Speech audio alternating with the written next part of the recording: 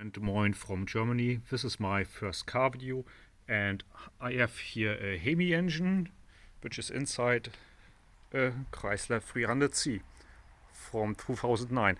And I guess I have a problem. Maybe the Hemi tick. I don't know where it's come from. I can show you. This car came from Canada and now with 60,000 kilometers on the odometer. This is approximately 37,000 miles, I guess. So we'll start. It's running.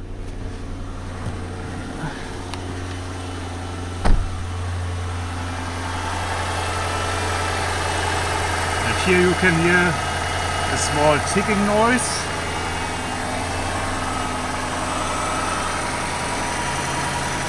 Which is not a camshaft, I guess. Hopefully. But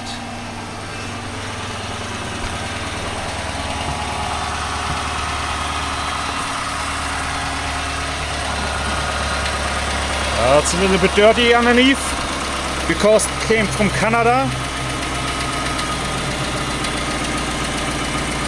And there are the roads a little bit muddy, I guess. So now you can hear the ticking, and it's just on the driver's side, not really on the passenger side. Oops. So here's no ticking, just rusty screws.